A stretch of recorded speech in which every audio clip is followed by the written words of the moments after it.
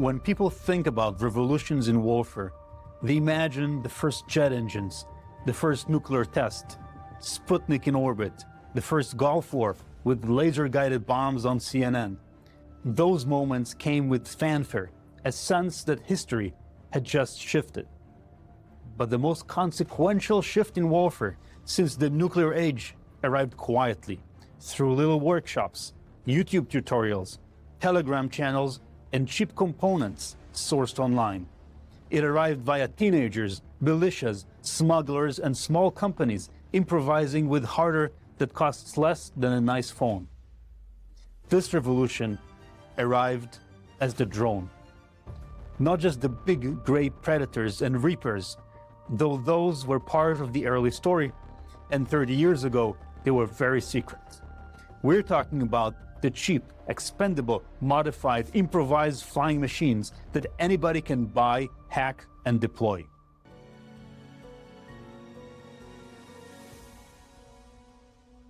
Welcome to Global Risk Profile, where we break down the headlines that matter and the ones that should.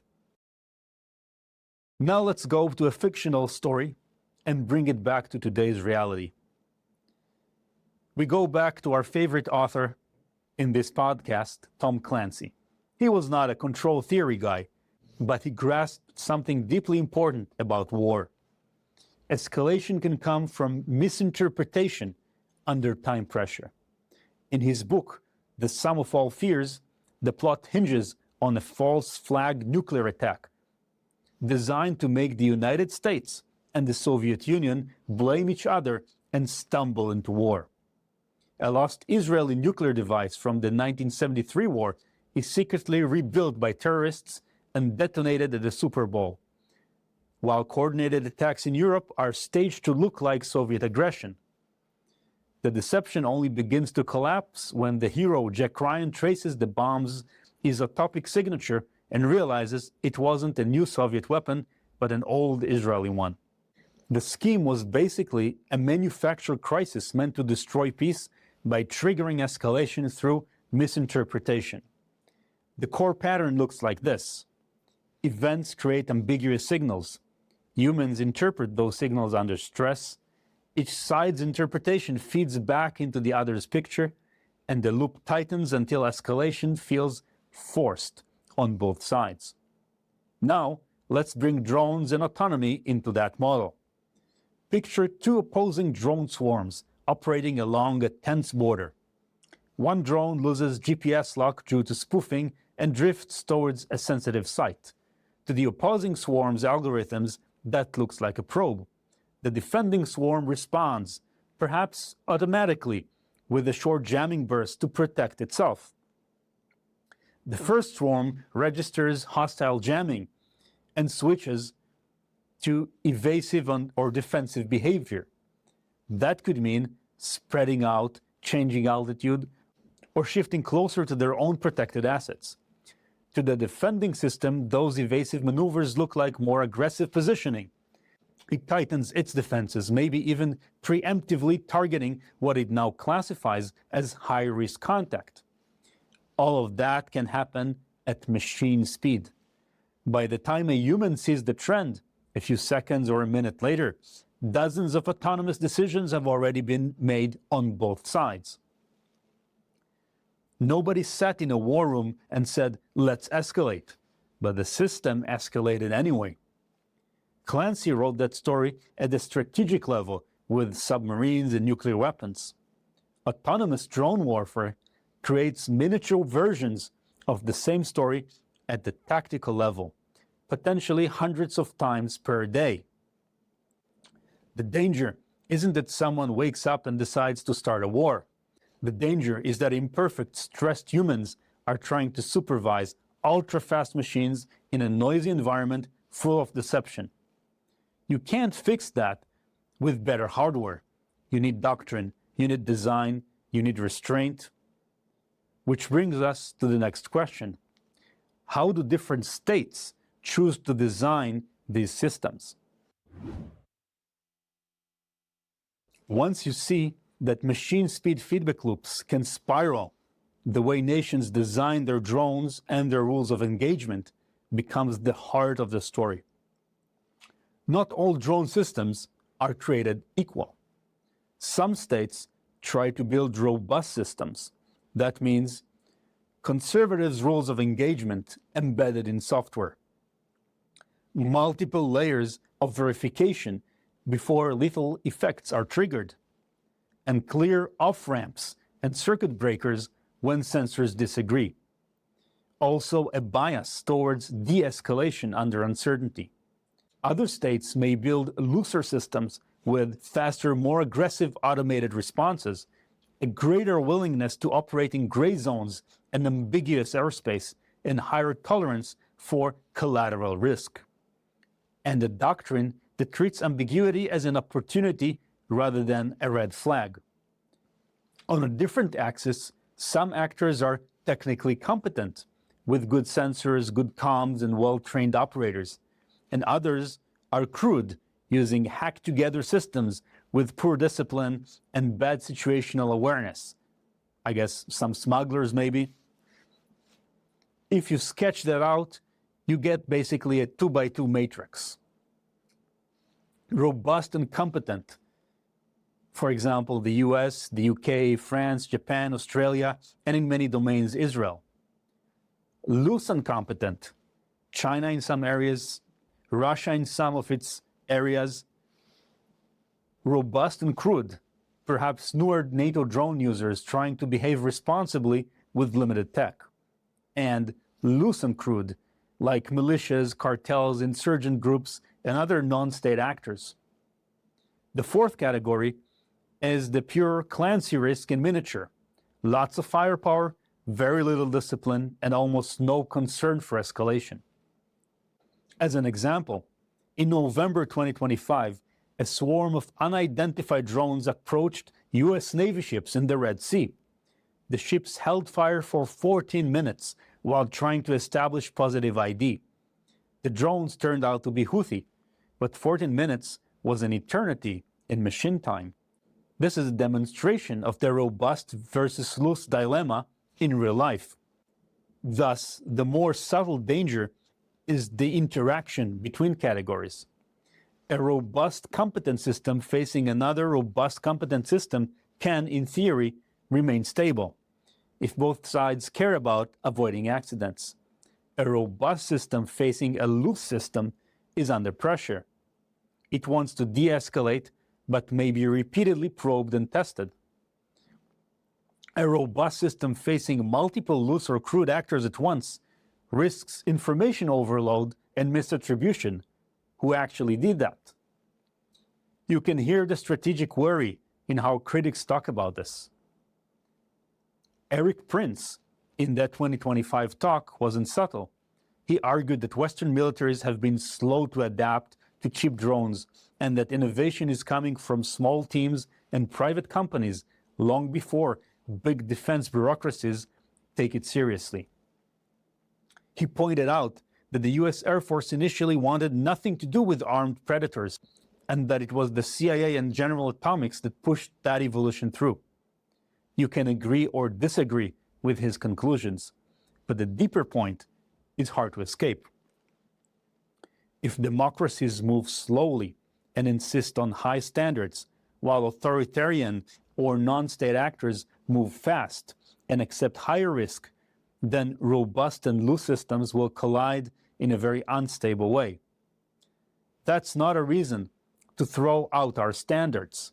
It's a reason to deliberately design systems that are both fast enough to survive in machine speed environment and disciplined enough to prevent constant accidental escalation.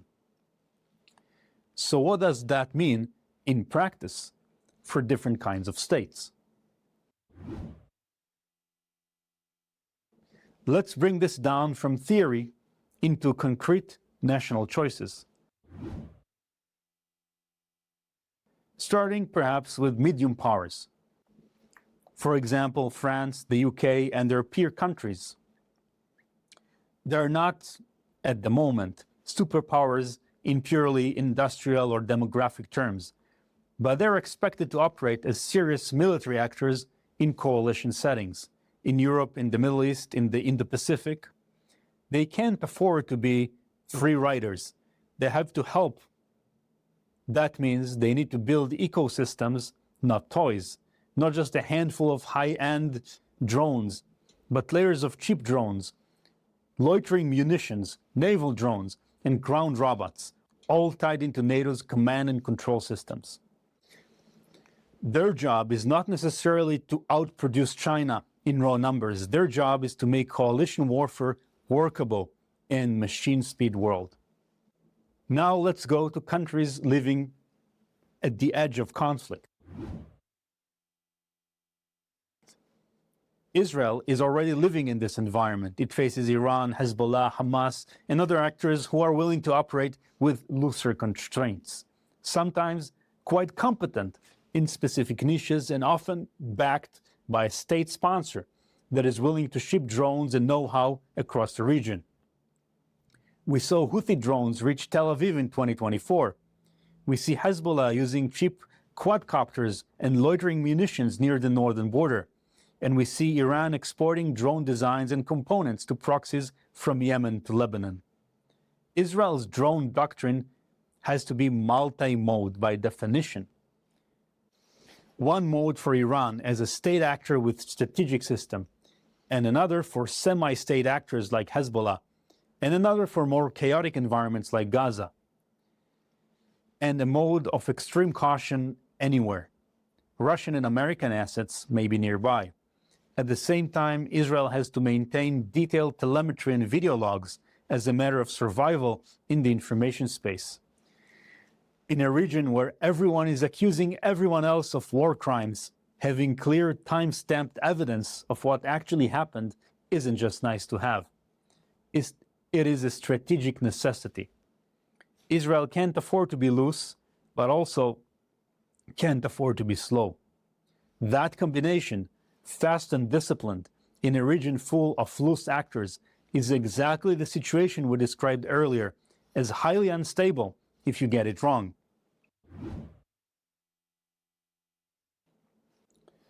Taiwan's situation is different in geography, but similar in existential stakes.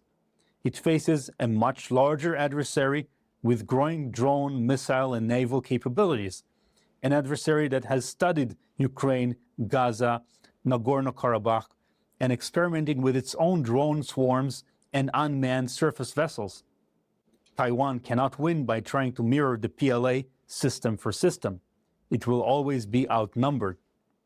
But it can aim for denial, not dominance. Large numbers of cheap aerial and maritime drones designed to make any amphibious assault extremely costly, with robust fallback autonomy for when communications are jammed, pre-planned routes, kill boxes, and behaviors that don't require real-time remote control, and deep integration with civilian sensing networks, fishermen, coastal radars, commercial satellites, but with tight centralized control over lethal decisions. A doctrine that carefully distinguishes between peacetime gray zone harassment and actual war, so automated responses to routine PLA harassment don't spiral into something else. Taiwan's best hope is a system that is flexible, distributed, and hard to decapitate, but also predictable and controlled enough that it doesn't accidentally trigger the war it's trying to prevent. And finally, the United States. The US still has unmatched global alliance networks, enormous R&D capacity, and a defense industrial base that can scale if it chooses to. But it also has slow procurement cycles and a lot of legacy bureaucracy. If the US treats drones as just more platforms to buy, it may lose the plot. Its role now is to be the architect of stability in a world of autonomous and semi-autonomous systems. That means building a common software and doctrine architecture for autonomy, something allies can plug into, with shared interfaces for identifying friend or foe, rules of engagement modules, telemetry logging, and escalation controls. making programs about standards as much as hardware, so that many vendors can support one operating environment with many platforms, but one logic for safety and coordination, creating the plumbing for machine speed crisis management, shared black box data from serious incidents, agreed formats for exchanging logs when something goes wrong, and digital hotlines that can operate at the tempo of machines rather than the tempo of fax machines. And practicing for multi-actor scenarios in which the US systems are interacting not just with a single adversary, but with allies, proxies, and wildcards in the same airspace. The analysts at Train and elsewhere warn that without a coherent architecture like this, the US and its allies risk fielding a patchwork of incompatible drone and counter-drone systems that look impressive in isolation, but fail under real stress. In other words, if you don't design stability into the system now, instability will design itself later. For most of human history, war was bounded by human limits. Humans could only march so fast, reload so fast, process so much information. Mistakes were made, disasters happened, but the tempo was fundamentally human. We now seem to be moving into a world where that is no longer true. In this world, machines see first through persistent sensors and AI pattern matching, move first at machine reflex speeds, and sometimes misinterpret first under conditions deliberately engineered by an adversary. The great danger of this era is not just malice, it's also misunderstanding with consequences. Misunderstandings that unfold far faster than our traditional mechanisms of diplomacy, oversight, and public debate. Tom Clancy imagined such a chain reaction once at the nuclear level in The Sum of All Fears. We seem to be approaching a future where smaller versions of that chain reaction can occur dozens or hundreds of times a day in many theaters at once. Some of them could escalate also to a strategic level. That puts a new kind of pressure on us. So the question is no longer simply who has the most powerful systems. It's who can build systems that are powerful, fast, and yet constrained by wisdom. Because intelligence is getting cheaper, hardware is getting cheaper, autonomy is getting cheaper. What is rare is discernment, the ability to distinguish signal from noise, aggression from incident, opportunity from trap. The countries that will navigate this era best are not necessarily the ones with the biggest budgets. They are the ones that can combine machine speed execution with human speed judgment under doctrines that assume errors will happen and work to contain them. In that sense, the hardest work is not technological at all. It is moral and institutional. We have to decide what kinds of systems we are willing to build, how much power we are willing to hand them, and what kinds of safeguards we will insist on having, even when we are afraid of falling behind. Unlike a Tom Clancy novel, where there is an author that writes the final act, here there is us and the systems we choose to create. The question is whether our wisdom can keep up. That's it for this episode of Global Risk Profile. If you found this useful, thoughtful, or just different, please subscribe, share, and leave a review. Remember, the headlines may change, but the deeper patterns rarely do. Thanks for listening, and stay sharp.